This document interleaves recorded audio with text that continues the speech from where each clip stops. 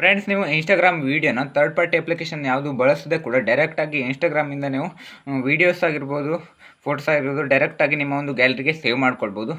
ಅದು ಯಾವ ರೀತಿ ಅಂದರೆ, ಮೊದಲು ನೀವು ಯಾವುದಾದ್ರೂ ಒಂದು ವೀಡಿಯೋಸನ್ನು ನೋಡ್ತಾ ಇರ್ತೀರಲ್ವ, ಶೇರ್ ಮೇಲ್ಗಡೆ ಕ್ಲಿಕ್ ಮಾಡ್ಕೊಳ್ಳಿ. ಶೇರ್ ಮೇಲ್ಗಡೆ ಕ್ಲಿಕ್ ಮಾಡಿದಾಗ ಕೆಳಗಡೆ ಈ ಥರ ಇಂಟರ್ಫೇಸ್ ಬರುತ್ತೆ. ಶೇರ್, ವಾಟ್ಸಪ್ ಹಾಗೆ ಡೌನ್ಲೋಡ್ ಅಂತ ಬರುತ್ತೆ. ಈ ಒಂದು ಡೌನ್ಲೋಡ್ ಆಪ್ಷನ್ ಯಾರಿಗೆ ಬರುತ್ತೆ ಅಂತಂದರೆ, ಯಾರು ಅಪ್ಲೋಡ್ ಮಾಡ್ತಾರಲ್ವ ವೀಡಿಯೋನ, ಅವರು ವ್ಯೂವರ್ಸ್ ಡೌನ್ಲೋಡಿಂಗ್ ದಿಸ್ ವೀಡಿಯೋ ಅಂತ ಆಪ್ಷನ್ ಇರುತ್ತೆ ಅವರು ವೀಡಿಯೋನ ಅಪ್ಲೋಡ್ ಮಾಡುವಾಗ. ಆವಾಗ ಅವರು ಎಸ್ ಅನ್ನು ಕೊಟ್ಟಿದ್ರೆ ನೀವು ಅವ್ರದ್ದು ವೀಡಿಯೋನ ನೀವು ಡೌನ್ಲೋಡನ್ನು ಮಾಡ್ಕೊಳ್ಬೋದು, ಗ್ಯಾಲರಿಗೆ ಸೇವ್ ಮಾಡ್ಕೊಳ್ಬೋದು. ಯಾರು ಅದಕ್ಕೆ ನೋ ಅನ್ನು ಕೊಟ್ಟಿರ್ತಾರಲ್ವ, ನಿಮಗೆ ವೀಡಿಯೋಸನ್ನು ಅಪ್ಲೋಡ್ ಮಾಡಲಿಕ್ಕೆ ನೋ ಅನ್ನು ಕೊಟ್ಟಿರ್ತಾರೆ, ಅವರು ಆ ಒಂದು ವೀಡಿಯೋನ ನೀವು ಡೈರೆಕ್ಟಾಗಿ ಇನ್ಸ್ಟಾಗ್ರಾಮಿಂದ ಡೌನ್ಲೋಡ್ ಮಾಡ್ಕೊಳ್ಳಿಕ್ಕೆ ಆಗಲ್ಲ ಫ್ರೆಂಡ್ಸ್. ಅದಕ್ಕೆ ವಿಡ್ ಮೈ ಟೈಪನ್ನು ಬಳಸಬೇಕಾಗುತ್ತೆ. ಈಗ ಡೌನ್ಲೋಡ್ ಮಾಡಿದ್ರೆ ಕ್ಲಿಕ್ ಮಾಡಿ, ಡೈರೆಕ್ಟಾಗಿ ಆ ಒಂದು ವೀಡಿಯೋ ನಿಮ್ಮ ಗ್ಯಾಲರಿಗೆ ಸೇವ್ ಆಗುತ್ತೆ ಫ್ರೆಂಡ್ಸ್. ಈ ವಿಡಿಯೋ ಎಷ್ಟು ಹೋದರೆ ಲೈಕ್ ಮಾಡಿ, ನಿಮ್ಮ ಫ್ರೆಂಡ್ಸ್ಗೆಲ್ಲರೂ ಕೂಡ ಶೇರ್ ಮಾಡಿ. ಫಸ್ಟ್ ಟೈಮ್ ನೋಡ್ತಾ ಇದ್ದರೆ ಸಬ್ಸ್ಕ್ರೈಬ್ ಮಾಡ್ಕೊಳ್ಳಿ.